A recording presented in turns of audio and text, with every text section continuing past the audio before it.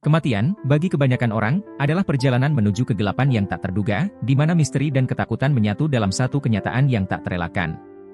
Bayangan tentang alam kubur seringkali dipenuhi dengan rasa takut dan cemas, terutama ketika memikirkan dua sosok yang dikenal sebagai malaikat Munkar dan Nakir. Mereka, yang dalam banyak kisah digambarkan sebagai makhluk dengan wujud mengerikan, siap datang untuk menguji iman dan keyakinan setiap insan yang telah tiada. Namun, di tengah ketakutan yang mencekam itu, muncul satu sosok yang keberaniannya mampu menggetarkan dunia bahkan setelah kematiannya, Sayyidina Umar bin Khattab. Suatu ketika, Rasulullah Shallallahu Alaihi Wasallam duduk bersama para sahabat, menceritakan apa yang akan dialami oleh setiap jiwa di alam kubur.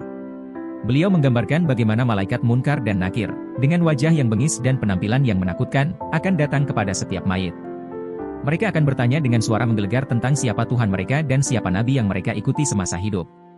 Banyak di antara para sahabat yang mendengarkan dengan khusyuk, membayangkan betapa dahsyatnya saat itu, di mana mereka harus berhadapan dengan dua makhluk Allah yang tak mengenal belas kasihan.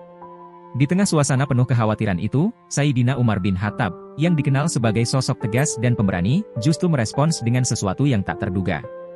Dengan suara yang lantang dan penuh keyakinan, Umar bertanya kepada Rasulullah, "Ya Rasul, apakah di kuburan nanti aku akan berada dalam keadaan seperti sekarang ini, dengan kesadaran penuh?" Rasulullah menjawab, "Ya, engkau akan berada sebagaimana engkau saat ini." Mendengar jawaban itu, Umar tidak menunjukkan rasa takut, melainkan malah menyatakan dengan tegas, "Kalau begitu, demi Allah, aku akan melawan kedua malaikat itu." Keberanian Umar bukanlah sekadar ucapan belaka. Ia adalah cerminan dari keyakinannya yang mendalam kepada Allah dan Rasul-Nya. Umar percaya bahwa selama ia memegang teguh imannya, bahkan malaikat pun tak akan mampu menggetarkan hatinya.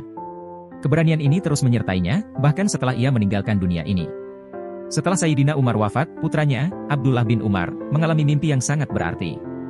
Dalam mimpinya, Abdullah bertemu dengan ayahnya, dan dengan rasa ingin tahu yang mendalam, ia bertanya tentang apa yang dialami Umar di alam kubur. Umar, dengan tenang menjawab, "Aku didatangi dua malaikat, dan mereka menanyakan kepadaku, siapa Tuhanmu dan siapa nabimu?" Umar menjawab dengan tegas, "Tuhanku adalah Allah, dan nabiku adalah Muhammad." Namun, ia tidak berhenti di situ. Dalam mimpinya, Umar kemudian bertanya balik kepada kedua malaikat itu, "Kalian berdua, siapa Tuhanmu?" Kedua malaikat itu, yang biasanya ditakuti karena kekuatan dan penampilan mereka yang menakutkan, hanya bisa saling berpandangan satu sama lain, terdiam, hingga salah satu dari mereka berkata, "Ini adalah Umar bin Khattab." Dengan itu, mereka pergi, meninggalkan Umar tanpa melanjutkan interogasi mereka. Kisah ini bukanlah sekadar cerita keberanian, melainkan sebuah pelajaran tentang kekuatan iman dan keyakinan. Sayyidina Umar bin Khattab, yang dikenal karena ketegasan dan ketabahannya, tidak hanya menunjukkan keberanian di dunia, tetapi juga di alam kubur.